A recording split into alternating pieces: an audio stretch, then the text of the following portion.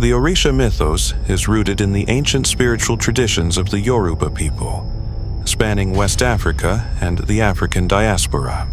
The Orishas are a vast pantheon of deities and spirits, each representing elemental forces like storms, oceans, disease, and fate, who act as intermediaries between humanity and the incomprehensible divine source.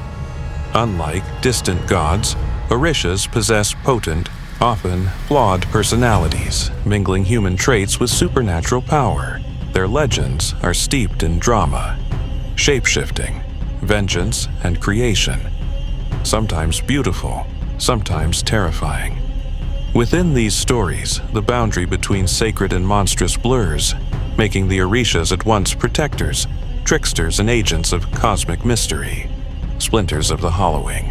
Beneath the mangrove root, where the water gnaws the land, the villagers never linger after sunset. They whisper of the place they call Oru, the Hollowing, where even in dry season the air hangs heavy. The silence is thick with secrets, and a sodden hush that swallows the calls of frogs and dogs alike. On the night of the moonless tide, Uzoma stands at the threshold, her hands remembering ancient rites. Her heart is untested. She wears braids wound with beads, talismans made of bone and shell.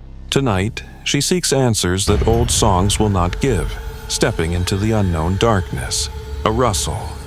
The mangroves shift as if the roots themselves are breathing beneath the water's surface. Shadows flicker over the gray water, taking shapes that should not exist.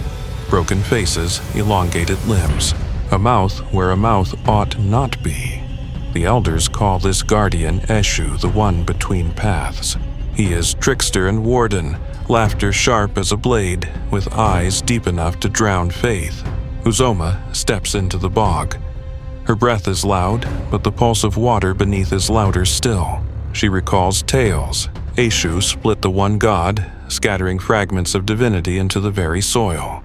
These fragments were not rebirth, but splintering, each shard becoming an orisha, aching where it was torn. She feels the itch at her bones now, a wrongness that hums deep in the ground beneath her feet, something ancient, something hungry. She presses on, shoulder brushing against blue-black bark in darkness. The night rushes close, crowding her with shapes that shimmer just at the edge of seeing. Tension mounts. Uzoma knows what walks the water's skin tonight. Oya, goddess of storm and dread. Her arrival cracks the air with wind, a churning, moist breath tasting faintly of iron and fear. Trees bend in supplication as Uzoma's charms rattle uneasily without any wind at all. For one heartbeat, she feels cold. Clever fingers brush her scalp. Never fully flesh, always half there. Further in, she finds the shrine. A circle of broken clay, beads buried deep in silt. Feathers slick with ancient blood lay scattered. The air ripples with an unseen simmering power. Mud bubbles thick and fetid. The domain of Olokun, keeper of the drowned and restless dead. Uzoma kneels. Her old words tumble from a dry throat into silence, drowned by the heavy air. Above, the stars remain veiled, hidden behind clouds that swallow the night's faintest shimmer. As her invocation dies, the water's surface shifts, releasing a shape that breaches upward. A hand. Number. Wet roots twined with bone, rising and searching through the dark, churning water. A face forms, fluid, incomplete, with too many eyes and mouths that stretch wide and wrong. Each part blurred, borrowed from the depths, their gaze finding Uzoma and refusing to look away. Eshu's laughter warps the air, echoing root to root, mocking, warning, enticing her deeper. Oya's wind screams in the narrowing passage, a cyclone riding on a scream of dread. Olokun surfaces as a living mask of shifting faces. Sometimes man, sometimes woman, sometimes other. The air thickens. Uzoma feels a pull as flashes of memory, not her own, crowd her mind. Orisha spring from split flesh. Voices gurgle through black water. Bodies twist with new, terrible limbs. She feels the sharp pang of Obalwaye, spirit of disease, dragging itching sickness across her flesh. Rot blossoms under skin, with a promise of healing inseparable from harrowing horror. Her arms shake as vivid welts appear, glowing pale in the moon dark, uncertain if sickness or divine. The swamp groans beneath her. Faces press upward from the cold muck, half-born gods restless and yearning. Their features resemble kin, but not enough. Every eye is too deep, every grin split too wide. Uzoma realizes ancient power is here, but never gently given. It takes body, memory, and fear. Forms draw closer.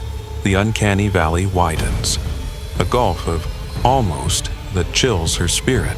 These beings look like ancestors and strangers all at once, limbs jerking at odd, impossible angles. Faces flicker between expression and absence, the wind tasting copper heavy on Uzoma's tongue.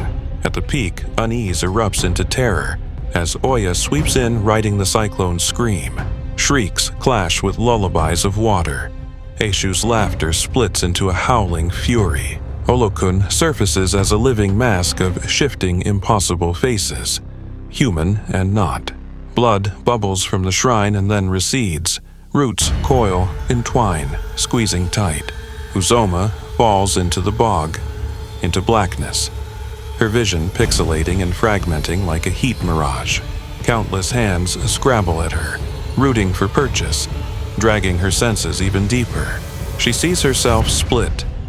Many, less than one. Bones twist and flesh crawls with fever divine. Moments pass, or maybe lifetimes, as she wakes to silence. The swamp holds its breath and secrets. The gods recede, but a heavy pall lingers, scarring body, soul, and memory with slow heat. Uzoma stands, not unscathed. Scars pulse along her arms like branching veins of burning light. She looks to the water, where faces hover beneath the surface, neither lost nor free. She knows the Orishas do not give wisdom, only riddles, questions braided with strength and toll. Every invocation leaves a mark, on body, on soul, on memory. A scar that never truly heals. As she limps from the edge, the mangroves sway gently, wind sighing a sorrowful, dark song. She glances at her reflection in dark water. For a moment, her eyes multiply and smile wide. Behind her, the hollowing holds secrets. Splinters of gods, scars on flesh, and echoes in the wind. Laughter splits the silence, waiting for those who dare cross the boundary between worlds. The moon sails unseen, the night does not forgive. Inside Uzoma, the stories whisper, never finished.